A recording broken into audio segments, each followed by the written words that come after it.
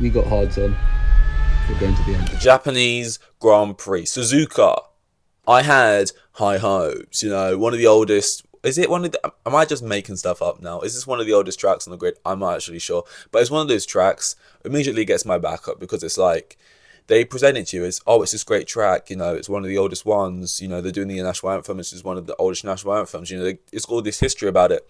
But then you know, the most important part to me, which they then chuck on the end, is this track isn't great for overtaking, and I'm out immediately. It's like when there's these tracks, oh, there's this history, or this great thing happened here, or like we've had it for this many years, so you should be excited about it.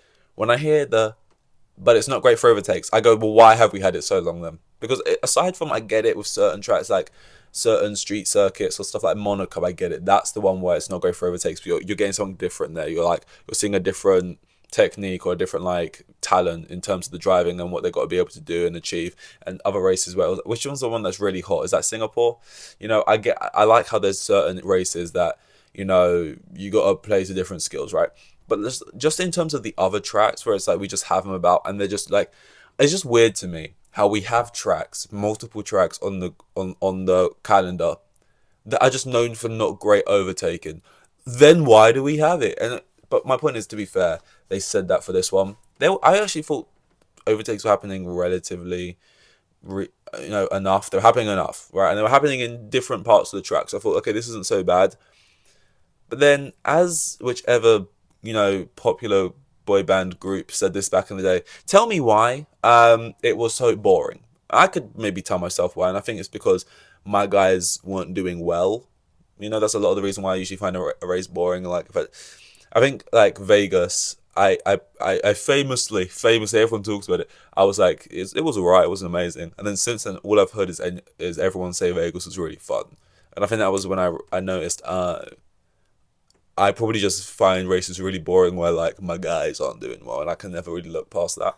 Um, but you know, I mean, we'll start off with quali, which you know we're gonna start rate my quali. I'm gonna give it like I can't give it above a five. I got to give it like a 4.5 for two reasons. First criteria we use was Verstappen on pole. Oh, he was? Oh, okay, let's take off a good fair few amount of points there for that already. Second reason, what's the most important part of what happened to my accent just then? What's the most important part of quali for me? Like the final 3 minutes of Q3. Like in a race, I might like a red flag. I might like something, you know, some big things happening to spice it up. In quali, I just want to get through quali, and a big guy might go out in Q1, or things might happen in Q2. But it's like, oh, this guy made it to Q3. But for me, what's the fun bit? It's like the last 3 minutes when can this guy steal pole? It's all shootout at the end. This guy's improving, but this guy just set a purple sector. You know, this kind of stuff. I feel like Silverstone last year was a good example of that. A good fun quality, and that was even with Verstappen still getting pole. I think at that quality, so like, you know, it shows as long as it's exciting, you can still be a good quality. I think that this Verstappen on pole and the end of Q3 just petered out. No one really improved. It was just sort of like, yep, how it was at the beginning of these 12 minutes was how it was at the end. And I'm harsher, I think, on qualies and races that happen in the morning. I want to notice that. I want to like make that aware right now. Because this wasn't like early. It wasn't like Australia. That was like, what was that, 4 a.m. race start? This was 6 a.m. That's a normal-ish time. Like I'm aware of that. That being said, you know, still too early for me, especially for like a qualifying, because I'll watch all the qualies and all the races. I don't watch practice. I'm not that crazy, but I'll watch every quali, right? That being said, it's not that often that I really enjoy quali, and I did.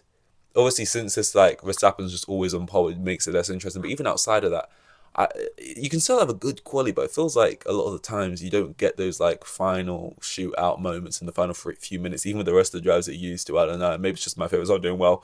That's also a possibility. But yeah, I've got to give it like a 4.5. I just think, again, probably part of it was down to the fact that I had the mindset of, I woke up early and this wasn't even that good, so I'm going to give it a really bad rating type thing. That was probably up there for a reason, but also, like, what did we really get out of it? I mean, if we look at, if I put up quali here, Verstappen, Perez, Norris, Sainz, Alonso, Hamilton, Leclerc, Russell, so no, it's just not that interesting. It's just not. So I'm going to give it like a 4.5. Into the race rundown, and I got to say, man, oh man, like, here's the thing, there was overtakes. Like, if you looked at Australia, Everyone, it was like a really fun race. It was really good. Wasn't that many like on track overtakes, but it was exciting. It was good. I'm like still in the infancy of Formula One. Like I'm still learning. Like I'm still like in my toddler era. You know, like I'm still like deciding what I like and like what kind of race excites me and what components I need for it to be exciting. And is it a red flag? Do I need a major crash? Is it that I need someone unexpected to win? And I feel like I'm still learning even to like this race where it's like, okay, so I would have assumed I needed lots of overtakes and stuff like that, but this had technically overtakes. Like Norris was pulling off overtakes and Perez had some overtakes and Tsunoda had a couple, and there was people overtaking. And on paper, there was people not overtaking Australia, but Australia was just so much more fun. And that was even earlier of a race start, so there's not even that excuse. So it's just like, what is it exactly I'm looking for? I don't even know, but like it wasn't this, because there was overtakes, but God, it was boring. And maybe if my favorite drivers were Perez and Tsunoda and who like Carlos Sainz. Yeah, that's right. I'm sorry, if your favorite drivers are like Carlos Sainz and Perez, I mean, you want to rethink. That's just crazy. But like, if they were my favorite drivers, maybe I would look at this and go, "Oh my God, it was joyous." But they're not. And it made it difficult. It made it difficult. Straight off the bat, bring on China. I'm just happy though. It's like a double race weekend, right? Well, not weekend, but you know what I mean. Double header in the sense that it's straight on the next week. Pretty sure no one give me the bad news that that's not the case. Because we're straight back into things. That's great. Like if this was like before like some kind of summer break, that would really crush my soul and my heart. It would break my soul. Despite what Beyonce says, this would break my soul, and that would not be ideal. Top two finish top two immediately. I think that's going to affect how fun a race is. You look at Australia, you know, Verstappen went out and he was on pole, so you at least had something different there in terms of the top two. I can't even remember who finished second. Leclerc, he probably came up from like fourth maybe to do that race, so you had a difference here. Here, Verstappen was P1, Perez was P2, Verstappen ended P1, Perez ended P2. That's not a great start. What else do we have? I think, and yeah, as I alluded to, and I'm now going to dive into, all my friends are dead. You know, like all the people, like I'm back in, I turn around and they're KO'd. Daniel Ricciardo, that's going to be a major talking point of today, and just sort of my misery. Like, it's misery, by the way. Like, I've perked up a little bit now doing this, but like, genuinely, it's not good. Ricciardo, and it's all relatively speaking with how they are, but like Ricciardo, Hamilton, you know, Norris, and that's why I said relatively speaking, because although like, yeah, he outdid Piastri and he did have an all right race, it's like, yeah, but still like he still went backwards and it wasn't like great. So like Norris in there. So who else went back? It's just like everyone. Leclerc even, like Leclerc did well to get from like, was it like P9 or P8 to like P4, right? But he's like behind Sainz, so I mean relatively speaking type of thing. It's like, all my friends are dead, and it's like, it's just making it real. It's like real depressing, especially because this is only, if you watch football you'll get it, but I support Chelsea. If you watch football, you now know. So it's all just compiling on top. And when we're going into this Euros now, obviously going to be back in England under Southgate. If we go out in the group stage, that would just follow the line perfectly of how my just sort of interest in sport has just been across the fields, because it's not been going well. It's not great. Like this race, I love a red flag. I live for a red flag. Now I've learned probably one of the worst places to get a red flag, lap one. Probably like the most common place to get it, because that's where everyone's trying to get the moves done and everyone's in the same place at once. But it's the worst place to get it, because if you get it sort of midway through the race, it's like, who does this benefit? Who does this not benefit? It's this sort of like scramble to try and figure out who's like winning and who's losing from this. Who's going to be able to now like switch to these tyres, get a free stop essentially. How is people's strategy going to change? And you probably have like a previous 25 laps to look through and go, this happened and this happened, because you're going to be like sitting around for a while until you get like, race will resume at this point. So like you got these prior laps to talk about all of those laps, and then the future to sort of predict and, you know, sort of guess what's going to happen. I'm talking about the commentators when they're trying to entertain you in that boring section, right? When it's the first lap and you only have not even a first lap to talk about, but a first not even 3 corners to talk about, and like a wait in 15-20 minutes for it to restart, and that entire 20 minutes has just been filled with talking about those first 3 corners. And within those first 3 corners, the guy you've been backing for the first 4 races so far, and hasn't had the best 4 races so far, is the guy who went out. That is some SAS captive torture there. Because firstly, I'm tired. Okay, so that's already sleep deprivation. And second of all, right, I have to listen to this. This is some kind of sound torture now. It's like, you know, when they got you tied up and they don't let you sleep for 48 hours and they're playing like Britney Spears' Hit Me Baby One More Time, or they're playing like something unnerving, like a baby crying in your ear, and you're just sort of stuck there until you give them the information. That was me, lying there at 10 past 6 in the morning, and they just show me 100 camera angles of Daniel Ricciardo going up, and they're pulling out. They've got the onboard, they've got the helicopter, they've got just a sort of normal trekking one. They've got a guy in the bushes, sort of just recording his iPhone. They're pulling out every single camera angle they have. Just torture, fucking misery, man. I had to mute it, and I just stayed at the ceiling. I'm playing some cerebral music, you know, getting in the bath, just do one of them like floating tank things. I just had to unwind, because genuinely it hit me today. Like, he had a better qualifying. He was only a place behind Tsunoda. Didn't quite get to Q3. Got knocked out of Q3 by Tsunoda. But so again, it's 4-0 in terms of qualifying. But still, like, it promised an improvement. And it was just like, an out in the first 3 corners. And it's like, I'm back in Ricciardo. It's not even necessarily that Ricciardo is like my favourite driver. Like, he's up there for me. He's in my top 5. But like, he's became my number 1 who I'm backing this season because he needs it. Because he needs the backing type of thing. It's like, I back Norris a lot, but Norris doesn't exactly need the energy right now. Like, Ricciardo needs it, and it's been so tricky, man. And you're just seeing it wither away, and I can't even enjoy media anymore. Like, I like a few Formula 1 podcasts, I'll listen to them.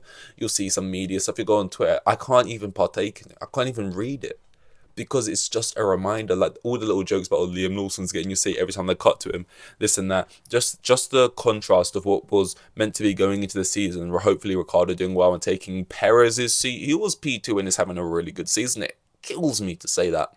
Now, being him, the guy spinning out, and they're cutting to Lawson, when before it was Perez spinning out and cutting to Ricciardo, just that quick switch, that is tricky for me. And I'm staring down the barrel right now, and yeah, it's not good. It's really not good. Like, and this is again why it's great that the China is just right around the corner, because again, I can sort of try and convince myself, oh, but China's right there and an improvement could happen there. And when I heard the red, like, someone's crashed into the RB, there was no doubt in my mind it would have been Ricciardo. I was hoping, please be Tsunoda, please just be Tsunoda. Like, it's a home race, maybe he's had a Perez type thing. He's overextended because he's trying to overly impress. And it's, yeah, of course it's Ricciardo, and it's just like, oh man, can you get it going again? Because if it's at least a red flag, maybe they can change the tires and nothing really. No, he's gone. He's out of there, man. And this is what I mean. You just heard me right there do something that was criminal, especially with this race being in Japan. It's almost treason what I just did, and that was prey on Yuki's downfall. That's not allowed. I just did that, and I like Yuki Tsunoda. That's the thing. But when you're coming from my boy, you know, and here's the thing: I like Yuki, and Yuki's done nothing wrong. He's just doing good. He's just being a good Formula 1 driver. He's literally doing his job. But when he is like kind of the guy driving the stake through the heart of Ricciardo, yeah, it makes me prey on the downfall of Yuki, and it's nothing to do with Yuki. It's not because I don't like Yuki, but it's because I need this for Daniel. And I know Yuki's younger, and he's got a whole career ahead of him. Daniel's had his time. Why should Yuki not be the one? I get it. It doesn't necessarily make sense, right? But it could be anyone in there. You know, they could have who's like they could have Paul Rudd sitting in that seat. They could have my own mother sitting in that seat, driving for her life. But if she's the one pulling the stake in the heart of Daniel Ricciardo, I'm going to prey on her downfall, right? You know, so it's just, it's it's a situational thing. I need this so badly. I need this. And I don't see a world in which Daniel Ricciardo loses this and it's like, oh, another shot out. You can go up against Albon. Like, they take him because Sargent, I mean, fucking hell. So if you're going to crash, at least make it fun, mate, because I needed something in that race. Don't just spin off and be shit, but not make it fun. Sargent, come on, Sargent. We're meant to feel bad that you didn't get that car last week. We're meant to feel bad that Albon crashed out and you had this moment where, oh, this is my time to shine. But then Albon went, called the police, but not for me. Turned the gun on you and shot his own teammate in the head. We was meant to feel bad for you. And then this, and Albon also crashed out this week. Another chance, and then you did that. Sargent, come on, man. But even that, Ricciardo, do you see him getting in a Williams? What's really going to, it's just like, it's tricky. It's tricky. And that happened on lap 1. I just went through the rest of the race just sort of watching it like this, just like, oh.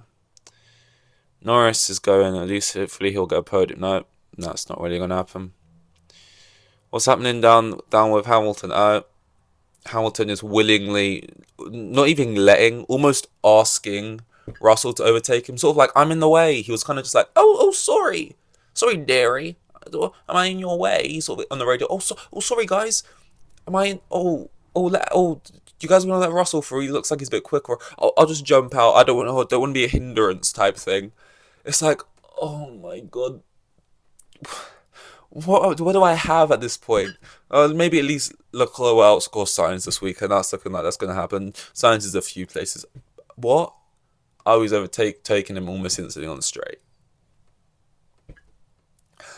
It's so bad. It's so bad when no one you're backing is doing well. In football, you support one team, and they do great, and it's amazing, or they do bad, and it sucks. In Formula 1, you might back a few different guys. And each one of them is in the relegation zone. It's like, oh man. And you know what I mean? It's like, this is the worst race, by the way, of the season for me so far, just in terms of enjoyment. Because even in the early ones, when nothing was happening, you still had like fun radios or just funny chaos things happening. Or like them finishing the race and Tsunoda just sort of driving up the side of Ricciardo. Your helmet, like things going on. Who is the king when it comes to radios in Formula 1? Like, I don't know, George Russell? I don't remember him speaking once. You know what I mean? So even outside of if the race wasn't great, you'd have Russell jumping on, chatting some bullshit. Let's try and do a 0 stop, guys. Blah, blah. Didn't even have that. It was just lackluster for me, man. And I don't think I've seen a race at China yet. Maybe I have, but I don't think I have it. I think it's been away for a while, so hopefully it's back with a bang. I've been away for a little while. But I'm back or whatever. Hopefully it's back and it's good, because that's what I'm clinging on to right now. It really is what I'm clinging on to. Soft, medium, hard awards. Soft award, we're going to go to Hamilton for sort of just deciding just to jump out of traffic. Just jump out of the way, Sort of, oh, sorry, Russell, I'm in your way. Just, thou shall pass, just... Here, have it. I don't even want it anymore. I don't know what the idea is. I feel like there must be some kind of play going on. That's so weird to jump on the radio and just like willingly be like, hey, do you guys want to let my teammate just overtake me? Because it's like, is it as simple as he just doesn't really care? He's going to be in a Ferrari next year. Or is it more just like, is he trying to showcase something, like a dynamic of the team? You have to think, someone's been in the sport for how many years he has, and they all got egos. They all don't want to let that happen. When people do stuff like that, there has to be some extra kind of underlying reasons that I'm sure someone else could work out that I just don't really know.